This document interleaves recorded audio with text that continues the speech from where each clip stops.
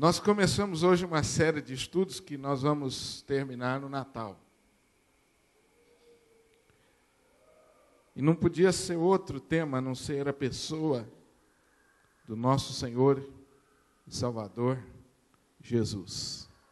A razão da nossa existência, aquele que marca a nossa história, né? Todos nós temos esse marco na nossa vida, antes de Cristo e depois de Cristo, não é? Mesmo aqueles que nasceram, foram criados dentro de uma igreja, têm essa referência antes de Cristo e depois de Cristo. Então, Cristo é a pessoa central na nossa vida, é a pessoa central na vida da igreja, é a pessoa central na vida desse universo. Em Cristo, todas as coisas um dia vão ter pleno sentido. Todas as coisas vão se encontrar, todas as coisas vão convergir para a pessoa do nosso Senhor e Salvador Jesus Cristo.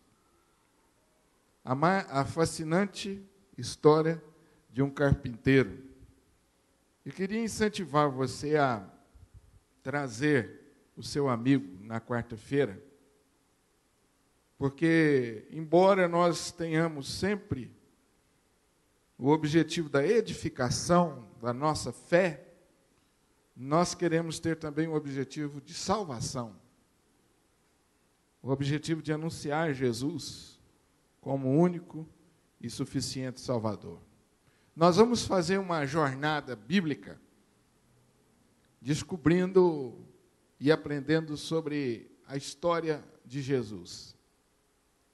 Se você fosse ensinar para alguém, orientar alguém, sobre como ele deve estudar Jesus através da Bíblia, você indicaria para ele qual o livro da Bíblia? João, já disse alguém. Qual outro livro que você indicaria? Mateus. Alguém já disse aqui os evangelhos, já resumiu tudo.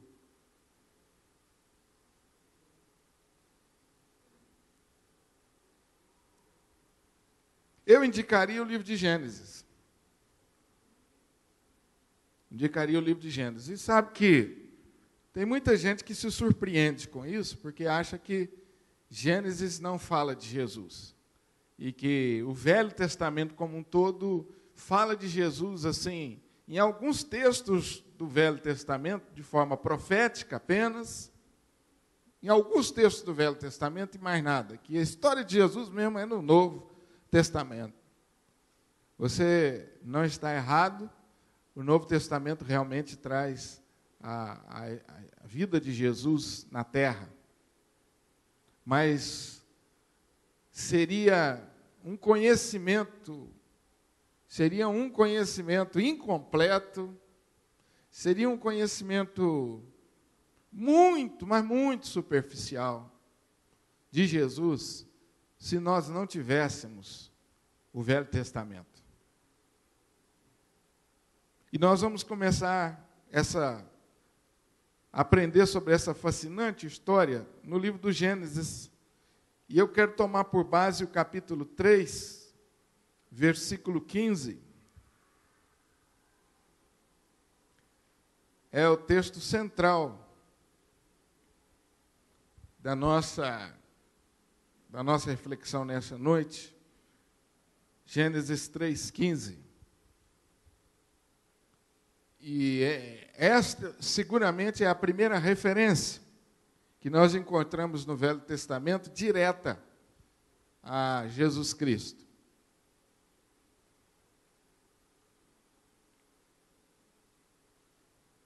Gênesis capítulo 3, versículo 15. Os irmãos acharam? Amém? Diz assim a palavra: porém, inimizade entre ti e a mulher, entre a tua descendência e o teu descendente. Este te ferirá a cabeça e tu lhe ferirás o... Vou pedir vocês para ler comigo, já está aqui diante de nós. Porém,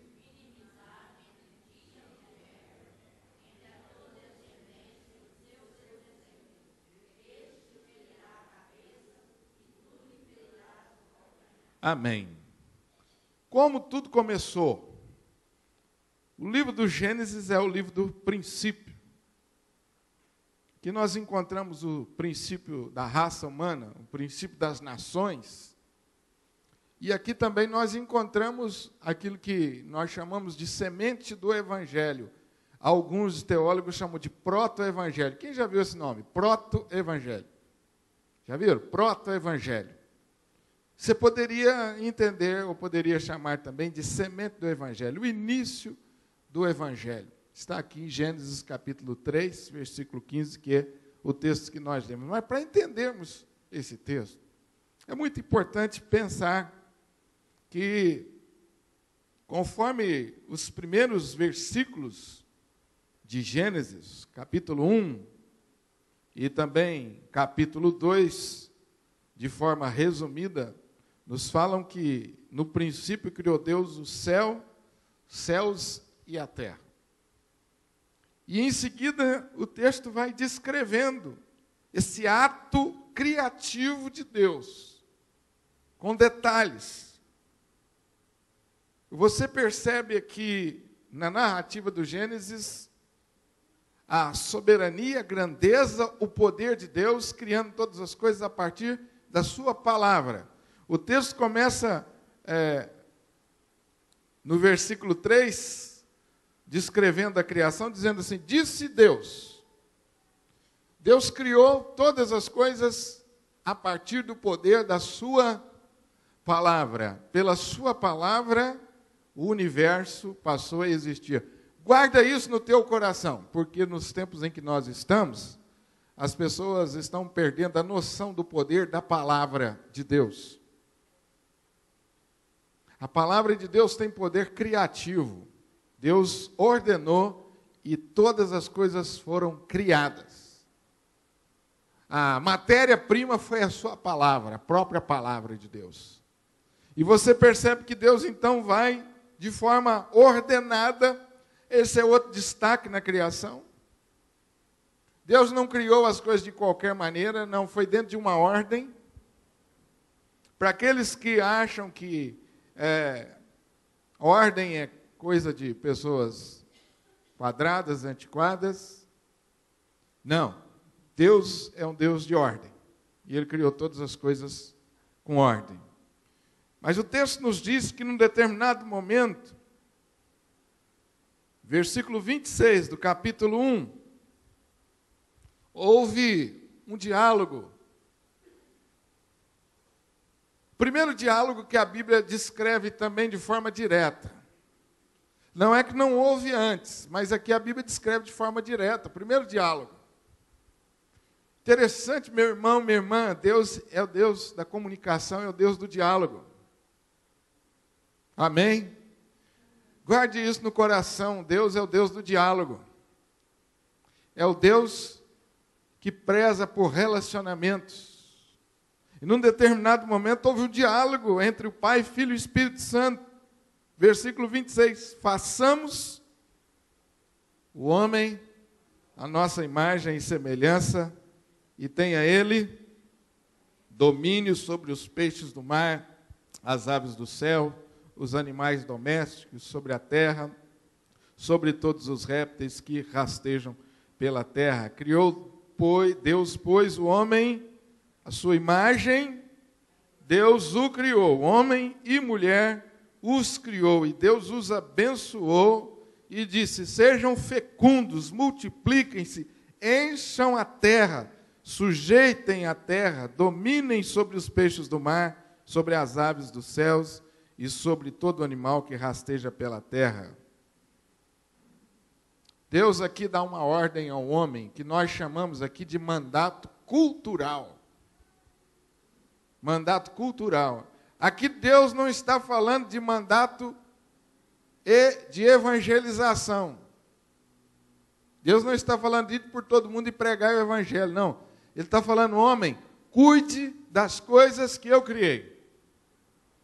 O primeiro mandato de Deus para mim e para você é esse, sabia? Cuide das coisas que eu criei. O Francis Schaeffer, que é um autor consagrado, um filósofo cristão, consagrado, infelizmente já faleceu, ele diz que quem deveria liderar os movimentos em prol da natureza seriam os cristãos. Porque ninguém mais que os cristãos tem a responsabilidade de cuidar da natureza. E às vezes nós desrespeitamos a natureza, não cuidamos, violentamos a natureza e achamos isso como uma coisa muito normal. Quando você vê uma plaquinha não pise na grama, às vezes nós como cristãos somos os primeiros a pisar na grama. Somos os primeiros a jogar papel na terra, no chão. Eu estava chegando na minha casa, vou confessar um pecado aqui, amém? Pode? Estava chegando na minha casa, na minha frente um carro, uma velocidade baixa, e ele pegou uma latinha de cerveja e atirou na porta da minha casa. Meus irmãos, o sangue ferveu. Começou lá no dedão do pé e foi subindo. Eu falei, Deus, mas que é isso? Não é possível. E eu encostei o carro indignado. E aí fui olhando e fui abençoando ele até lá na frente, né? E ele encostou logo na frente, assim, uns 30 metros. E impulsivamente eu peguei a latinha e fui lá devolver para ele. Ele não estava, eu deixei no carro dele assim para ele. Depois eu falei, Deus, eu acho que eu fiz errado. Mas eu confessei o pecado para minha esposa, confessei para Deus e para vocês aqui agora. Eu fiquei indignado. Falei, como é que o ser humano pode fazer uma coisa dessa? Além de estar dirigindo durante o dia bêbado, ainda joga latinha de cerveja na porta da casa dos outros. Eu queria devolver para ele, pessoalmente, a latinha. Eu não sei como é que seria a reação dele. Ele podia me agredir, podia achar ruim. Mas eu, no impulso, fiz isso. Fui lá devolver para ele a latinha e ensinar o lugar do lixo para ele. Mas como é revoltoso isso? Mas esse não é o nosso assunto, não. Esse é assunto bom para outra vez. Depois que Deus, então, criou todas as coisas, criou o homem, você sabe, conforme o capítulo 2, que ele também criou a mulher. O capítulo 1 trata isso de forma muito resumida, apenas cita. No capítulo 2, versículo 21, Deus, vendo que o homem estava só, trouxe a ele a sua auxiliadora, como diz um amigo meu, a sua amada esposa, da costela fez aí uma igual a ele, e então estava formado aí a família. Capítulo 3. No capítulo 2, versículo 16 e 17, você vai encontrar aqui outra ordem de Deus. Você está acompanhando? Amém? E o Senhor Deus, pode pôr o segundo slide, viu, Jaque?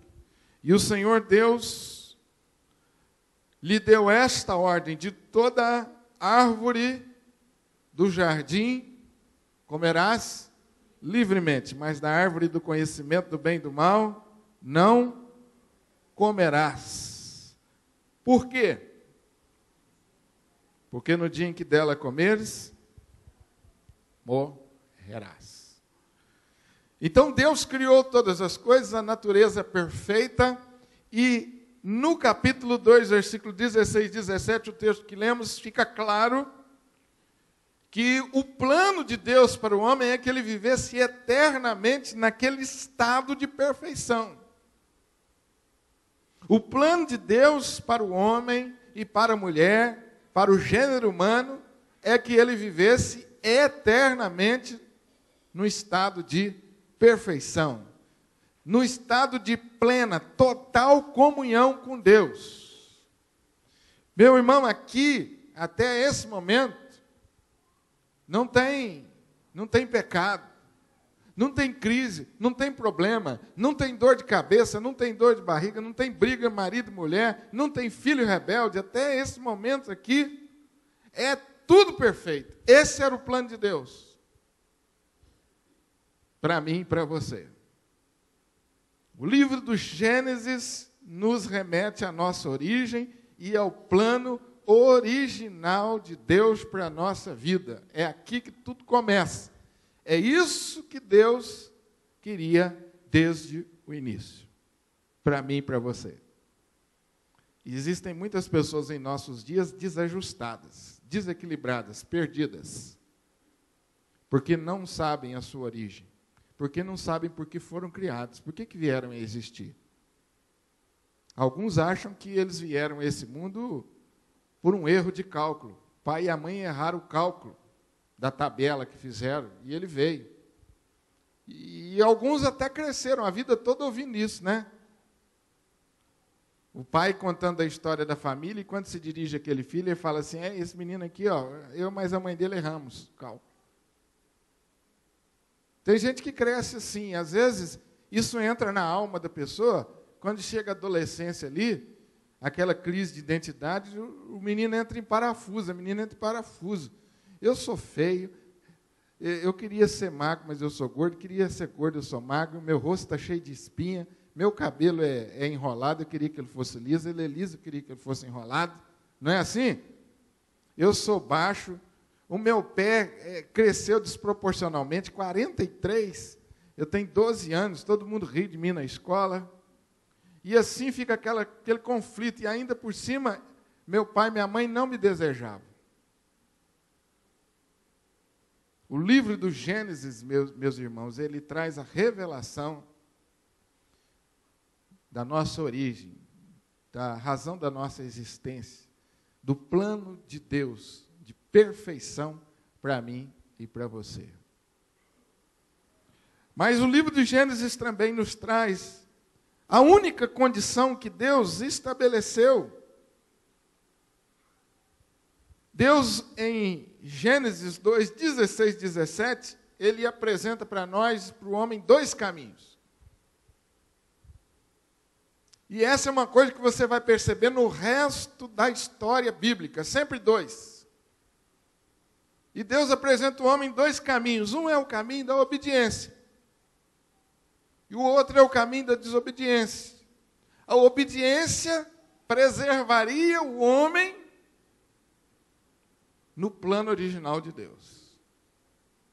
A obediência preservaria o homem em plena comunhão com Deus, em plena felicidade, em plena alegria.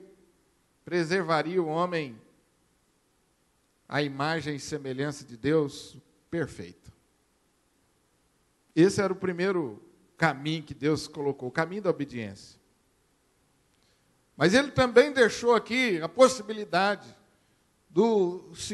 a segunda alternativa, o segundo caminho, o caminho da desobediência. E ele diz aqui, porque no dia em que você me desobedecer, você certamente morrerá. Você perderá a comunhão comigo, você sairá da minha presença. Entrará e começará a reinar a partir daí a morte, como consequência do pecado da desobediência. Dois caminhos. Sempre, até a volta do nosso Senhor e Salvador Jesus Cristo e a consumação de todas as coisas, até a volta do carpinteiro, morto e ressurreto, glorioso, existirão dois caminhos. O primeiro da obediência e o segundo da desobediência. O resto da Bíblia Sagrada nos mostra quais foram as consequências. Quais foram as consequências? Basicamente, a obediência produz vida. E a desobediência produz morte. Você olha agora no capítulo 3, você vai aprender em Gênesis sobre a origem do pecado.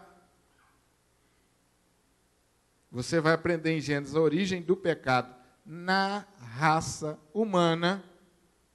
E aqui há uma curiosidade bíblica que a gente pode abordar em outro aspecto.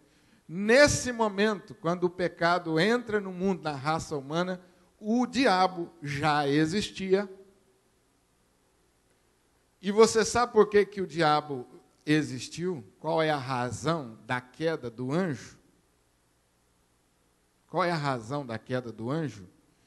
que a Bíblia diz que Deus o fez precipitar do céu? Qual a razão? Vocês conhecem, né? Mas nós podemos, numa outra ocasião, estudar isso mais profundamente. Rebelião. Ele não gostava, ou num determinado momento ele passou a não gostar de se submeter à autoridade divina. Ele não gostava de prestar contas. Ele achava que ele era igual a Deus. Ele não gostava da ordem. Ele não gostava da ordem. Ele detestava, odiava a autoridade sobre ele. Então ele se rebelou. Quis ser igual a Deus. E a Bíblia diz que assim ele se precipitou e se tornou adversário. Diabo significa adversário. Diabolos, no grego. Ele se tornou aquele que iria até o final dos tempos batalhar, lutar com todo o seu poder e toda a sua força contra a obra de Deus. Eu não gosto de dizer que o diabo luta contra Deus, não, sabe? Porque eu acho que o diabo é bobo, mas nem tanto. Ele sabe que ele não tem a mínima chance. Ele não luta contra Deus, ele luta contra as coisas que Deus criou. Porque contra Deus, ele já perdeu. Então, querido, capítulo 3 narra isso. O diabo possuiu um animal. Aqui é um outro assunto. O pastor Zé Roberto gosta muito desse assunto. Possessão demoníaca.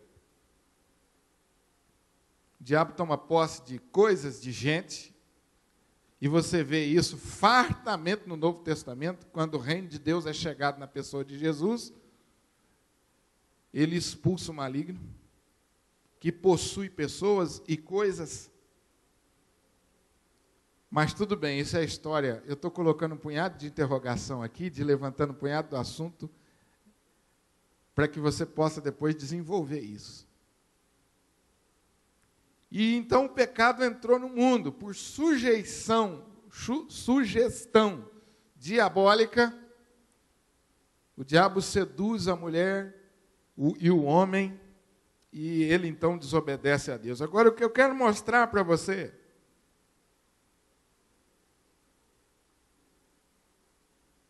quais as consequências? Versículo 17.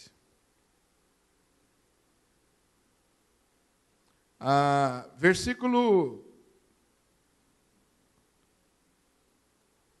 14, melhor dizendo. Vamos começar um pouco antes.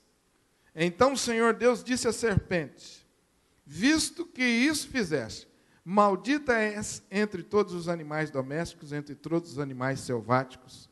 Rastejarás sobre o teu ventre e comerás o pó todos os dias da tua vida.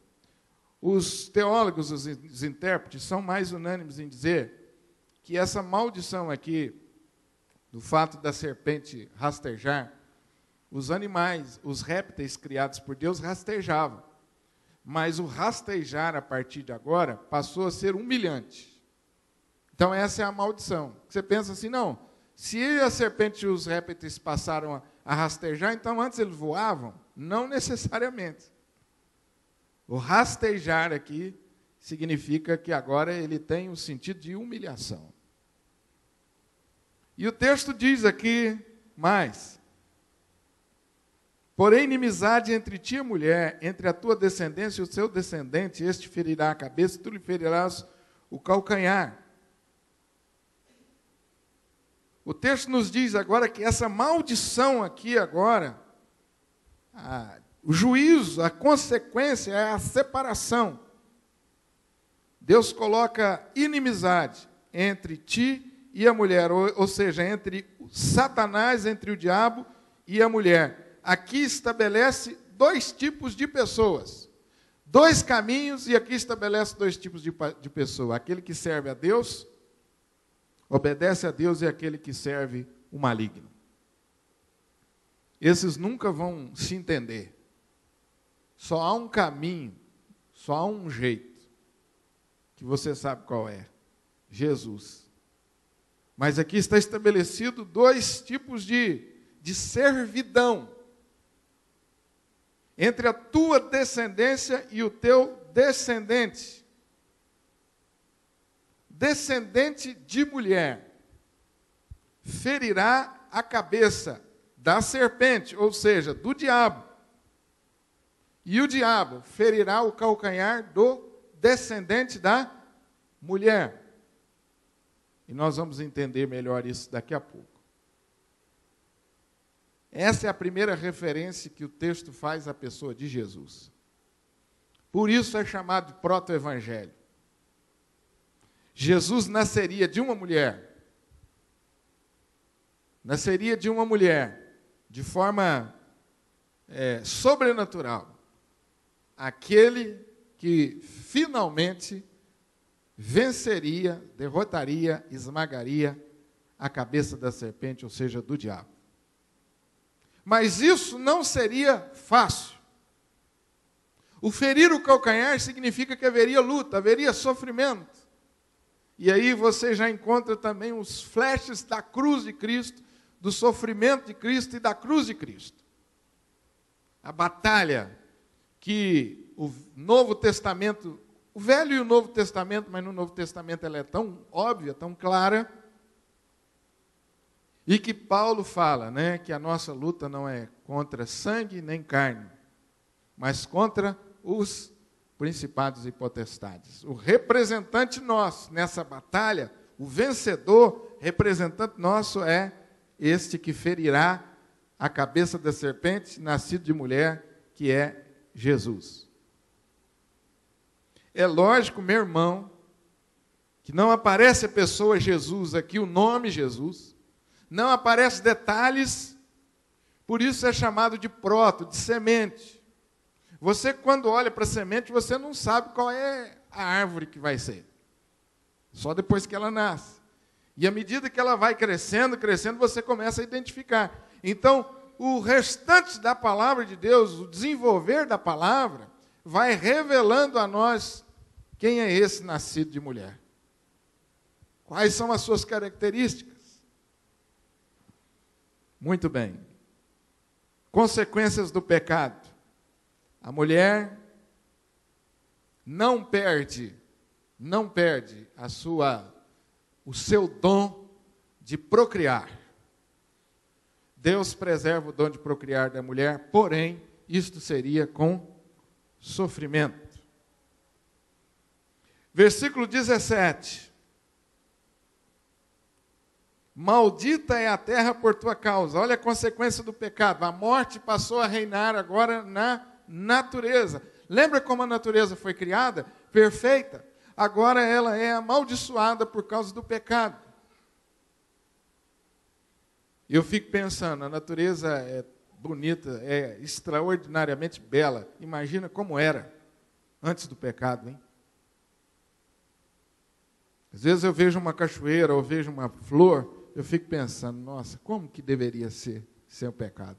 Se é tão bonito e encantador e misterioso e revela tanto a beleza divina, como seria antes?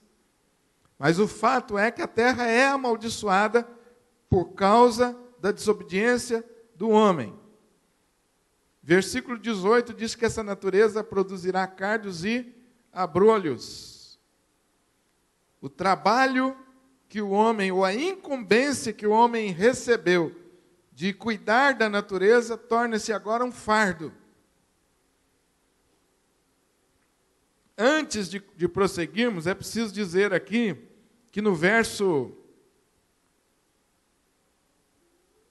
de número 11, 12 e 13, depois que o pecado entra no mundo, o homem foge da presença de Deus, Deus vai ao encontro do homem, perguntando a Adão, onde estás? Qual foi a resposta? Ouvi a tua voz no jardim, porque estava nu, tive medo e A primeira consequência do pecado foi que o homem o quê? fugiu de Deus, o medo da comunhão com Deus passou a existir. E quando ele encontra com Deus, ou melhor, desculpe, Deus o encontra, e aqui também você aprende muito nisso, é Deus quem encontra o homem, e não o homem que encontra Deus desde o início. Amém, gente? Isso é Bíblia pura, é Deus que encontra o homem. Então, quando Deus questiona o homem, o que o homem diz? Foi quem? Vocês conhecem, está aí no texto. O que o homem diz? Verso 12. Deus foi aquela abençoada que o Senhor fez. E o que você acha que aconteceu aí? A mulher deve ter dado um sorrisinho, feliz da vida, e disse assim, realmente foi eu? Não, ela também transferiu a culpa. Transferiu a culpa para o diabo. E desde então, meus irmãos, você encontra aqui a primeira crise conjugal. Olha as consequências da desobediência do homem. Ele se afasta da comunhão com Deus e agora ele se afasta também do seu semelhante. Divisão, divisão, divisão. Separação desde o início. Separação de Deus e separação do outro. Mais tarde você vai ver a separação entre os irmãos de sangue, a ponto de um matar o outro. E você fica boquiaberto com isso. Consequência da desobediência do pecado na vida do homem, separação. Deus nunca trabalhou com a separação, Ele sempre trabalhou com a união, com a unidade, com a comunhão. E o diabo sempre trabalhou com a separação, com a divisão, com as facções. Isso é maligno. E você percebe a raiz disso aqui. Primeira divisão aconteceu do homem com ele mesmo. O homem entrou em conflito. Ele olhou para ele mesmo e falou assim, mas como eu sou feio. Ele olhou para a criação de Deus e diz assim, mas eu não sou bem do jeito que eu queria ser. E depois, então, entra a crise conjugal. Depois da crise conjugal, familiar, isso passa para toda a natureza.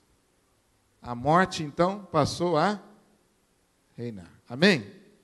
Os irmãos entenderam o que quer dizer a morte passou a reinar? Porque às vezes a gente tem uma ideia muito simplista. A morte passou a reinar, a gente lembra de alguém, né, que morreu, um amigo, um parente nosso que morreu. Não. Essa morte passou a reinar em todos os níveis da sociedade, inclusive na natureza, nas nossas relações. E aqui, meus irmãos, seguramente, também não é assunto, seguramente você encontra aqui a razão das brigas conjugais, as razões das separações entre irmãos, entre famílias. Você encontra razão aqui para toda espécie de mal. Gênesis explica a raiz do mal. Como tudo começou. Amém, gente? Mas em Gênesis também, você tem muito mais do que o descrever das consequências do pecado. Você tem a promessa de um Salvador. E é nessa perspectiva que a gente olha para Gênesis 3,15. Deus anuncia a maldição, a consequência, mas esse Deus maravilhoso, muito mais, anuncia o Salvador. Em Gênesis 3,15 você encontra aqui a primeira promessa de um Salvador. O que significa evangelho? Boas novas. É um termo, o termo evangelho no grego significa boas novas. Euangelizo significa boas novas. Uma pessoa que entrava gritando e anunciando uma boa notícia. As boas novas já começam em Gênesis, não começam nos evangelhos. O evangelho começa em Gênesis. Amém? Você pode dizer amém mesmo? Quando alguém perguntar para você onde começa o evangelho, você fala assim, lá em Gênesis. Pode falar. Agora, se você não quiser complicar muito, se você tiver com pressa, fala que começa em Mateus, Mas se você tiver mais tempo, mostra para a pessoa a beleza da palavra de Deus. A beleza, porque isso aqui mostra para nós a beleza, a soberania de Deus. A soberania de Deus, irmãos. Deus viu o pecado e as consequências. Deus não voltou com a sua palavra. Ele disse que teria consequências e essas consequências passaram a reinar e existir. Porém, esse Deus maravilhoso anuncia um Salvador. Amém, gente? Quem é esse Salvador? Quem é esse Salvador? O que mais a Bíblia revela para nós sobre esse Salvador? Vamos ver os textos bíblicos? Eu quero que vocês leiam comigo agora os textos bíblicos. Vamos ler esse texto? Vou pedir a vocês que aí se esforcem um pouco, porque nós temos aí alguns textos para ler. Vamos ler. No princípio...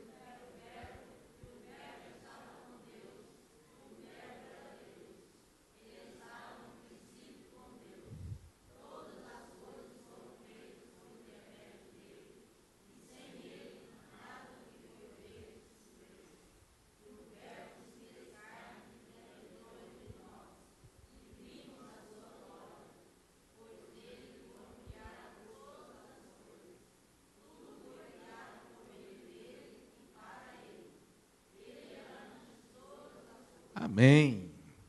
No princípio era o Verbo, e o Verbo estava com Deus, e o Verbo era Deus. Primeira coisa que nós precisamos entender e aprender sobre Jesus é que Ele é. Eu quero ouvir isso da igreja. Jesus é Deus. É menor do que Deus um pouquinho, porque Ele é Filho. Amém? Amém? Misericórdia. Misericórdia. Eu jogo sapato aqui em você. Jogo água. O sapato não vai dar, né, Lucas? Por favor, em nome de Jesus. Isso é heresia grossa. Um extraordinário filósofo, e eu agora me fugiu o período dele. Meu Deus, está fugindo até o nome agora. Lembrei, C.S. Lewis. Quem já leu C.S. Lewis? É um dos melhores escritores que nós temos. É o autor de As Crônicas de Nárnia. C.S. Lewis é um pensador fantástico, teólogo, filósofo. Ele diz assim: eu concordo quando você diz que Deus é mestre.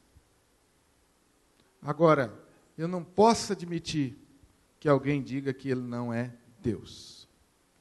Sabe por quê? Durante a história, as pessoas dificilmente negaram a existência de Jesus. Dificilmente as pessoas negaram a existência de Jesus. Todos os períodos da história, você vai perceber isso. Mas as pessoas, sempre, grupos, dentro e fora da igreja, questionaram a divindade de Jesus. As pessoas aceitam com facilidade que Jesus é uma pessoa extraordinária.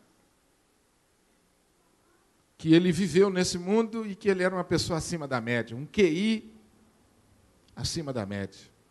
Que ele é uma pessoa extremamente bondosa. As pessoas não têm dificuldade com isso. Mas o que o Espírito de Deus revela através da palavra é aquilo ali para nós. Ele não é menor que Deus, Ele é Deus. E se alguém bater a porta da sua casa e falar que Ele é menor do que Deus, porque Ele é filho, no domingo de manhã, vendendo uma revistinha para você, eu aconselho você, primeira coisa, convida ele para orar. Assim, eu até recebo você na minha casa, mas eu antes queria orar. E aí está resolvido o problema. Porque ele vai embora. O apóstolo Paulo diz que essas pessoas você nem recebe em casa. O apóstolo Paulo é durão com isso. Isso é um princípio, gente. Presta atenção. Nós podemos abrir mão de tudo na nossa fé, aliás, de quase tudo na nossa fé, né? Me perdoe, não é tudo, de quase tudo, mas isso nós não podemos.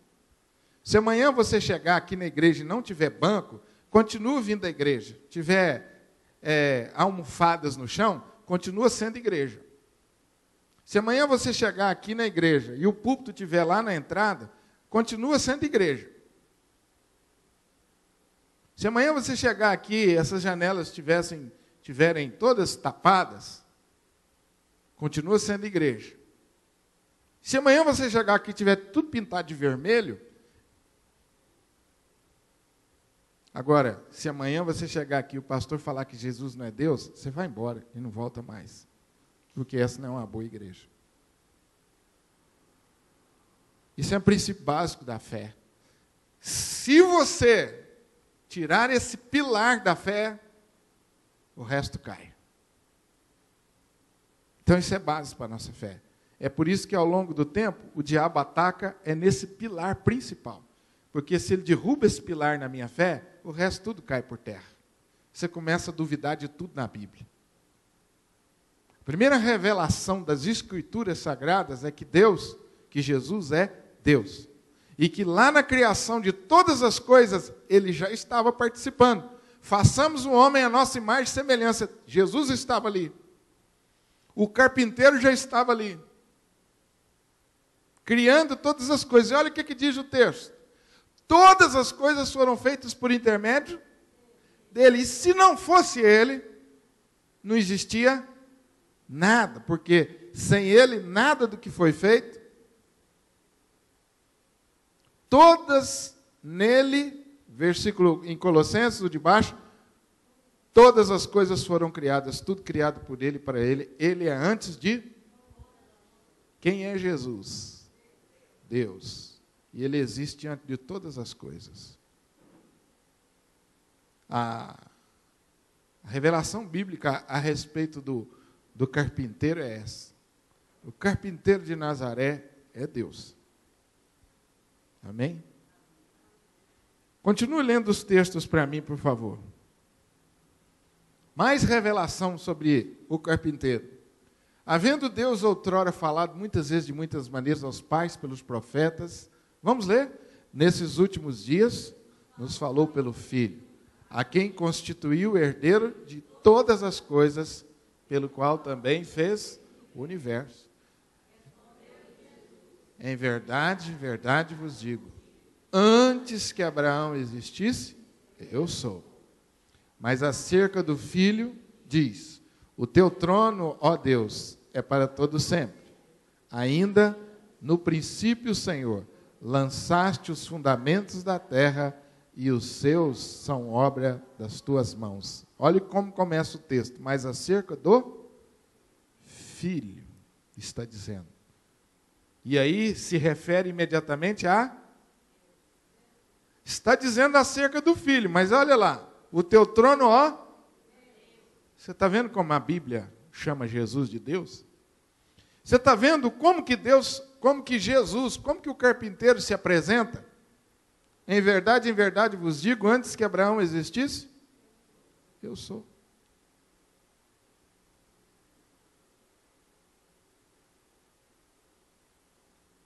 João capítulo 10, versículo 30, Jesus declara diante dos judeus, eu e o Pai somos um. Os judeus respondem dizendo, não te apedrejamos por alguma obra, mas pela blasfêmia, porque sendo tu homem, te fazes Deus a ti mesmo. Os judeus compreenderam o que Jesus havia dito como uma afirmação em ser Deus. E nos versículos seguintes, Jesus não corrige os judeus dizendo, eu não sou Deus, ou eu não afirmei ser Deus. Isto é, indica que Jesus realmente estava dizendo que era Deus ao declarar, eu e o Pai somos. Amém, gente? Tomé, o discípulo, declarou a Jesus, Senhor meu e Deus meu. Jesus não o corrige. O apóstolo Paulo descreve como grande Deus e nosso Senhor Jesus Cristo. O apóstolo Pedro diz o mesmo, nosso Deus e Salvador. Próximo slide, por favor. Nosso Deus e Salvador Jesus Cristo. Olha lá, a segunda frase. O apóstolo Pedro diz o mesmo, nosso Deus e Salvador. Deus, o Pai, também é testemunha da completa identidade de Jesus. Mas do Filho diz, ó Deus, o teu trono subsiste pelos séculos dos séculos. Cetro de equidade é o cetro do teu reino. Hebreus capítulo 1. No Velho Testamento, as profecias a respeito de Cristo anunciam a sua divindade. Porque o menino nos nasceu, e um filho se nos deu, e o principado está sobre os seus ombros, e se chamará o seu nome. Deixa ela achar ali o slide que eu quero que vocês leiam. É o terceiro, é o slide 10. Não tem? Então vamos lá. O Velho Testamento, as profecias a respeito de Cristo anunciam a sua divindade. Isaías 9:6. Vocês conhecem esse texto de cor? Porque o menino nos nasceu, um filho se nos deu, e o principado está sobre os seus ombros, e se chamará o seu nome maravilhoso, conselheiro, Deus forte, Pai da eternidade e Príncipe da paz. Amém? À frente, nós temos dois caminhos: a desobediência e a morte eterna, a obediência e a vida para sempre. Próximo slide, Jaqueline. À frente, nós temos dois caminhos: a desobediência e a morte eterna, e a obediência e a vida para sempre. Agora, maravilhoso, gente, como termina todas as coisas. Vamos ler? Não choreis, eis que o leão da tribo de Judá, a raiz de Davi, venceu para abrir o livro e os 7 selos. Você encontra no Apocalipse o apóstolo João chorando e perguntando para Deus quem é digno de abrir o livro. Quem é digno de abrir o livro? E aí Deus revela a ele, não chores.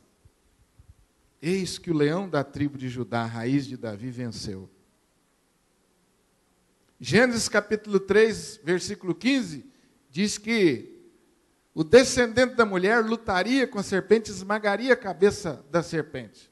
A serpente lhe morderia o calcanhar, mas ele esmagaria a cabeça da serpente. Isso significa vitória final. E o Apocalipse confirma que realmente ele venceu. De que forma Cristo venceu? De que forma o leão da tribo de Judá esmagou a cabeça da serpente?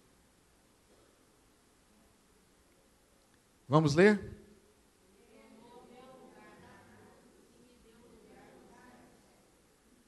De que forma o filho ou o carpinteiro venceu? Através da sua morte? Da sua ressurreição na cruz do Calvário. A batalha final foi travada na cruz. Batalha final foi travada na cruz. O Apocalipse descreve os últimos lances dessa batalha, mas o diabo já derrotado, amarrado. Porque na cruz do Calvário Jesus venceu e diz, está consumado. Ali Jesus venceu. Depois dos evangelhos, o que você encontra ali é o desenrolar da história, que tem a consumação na segunda vinda de Jesus, o carpinteiro, que é o próprio Deus. Ele tomou o meu lugar e o seu lugar no céu. A batalha é pesada, a luta é árdua, mas não chores. Não choreis, eis que o leão da tribo de Judá, a raiz de Davi, venceu. Quando você olha as consequências do pecado, quando você olha para a humanidade, quando você liga o jornal e vê tanta desgraça sendo divulgada, você pensa assim, meu Deus, será que o mal está prevalecendo sobre o bem? Será que Deus está perdendo essa batalha? Meu irmão, o final de tudo é esse. Não chores. Eis que o leão da tribo de Judá, a raiz de Davi, venceu para abrir o livro e os 7 selos. As cartas de Paulo revelam, o Apocalipse revelam, que com o sopro da boca do carpinteiro, o diabo será aniquilado. Amém, gente? A Bíblia diz que o carpinteiro voltará em glória. E ele não voltará para exercer um juízo pormenorizado. Não, ele voltará para declarar: servo bom e fiel, foste fiel no pouco. Ele voltará para declarar: você venceu. Eu venci e você venceu comigo pela fé. Nós continuamos em luta. Mas a nossa luta é uma luta diferente, porque nós já sabemos que somos mais que vencedores. E a nossa grande missão é anunciar ao mundo, dizer ao mundo: não chorem, que o leão da tribo de Judá venceu. Nossa missão agora é essa. Haverá um dia que as suas lutas, as minhas lutas vão passar, as lutas desse mundo vão passar, e nós seremos definitivamente glorificados com Deus no céu. Amém?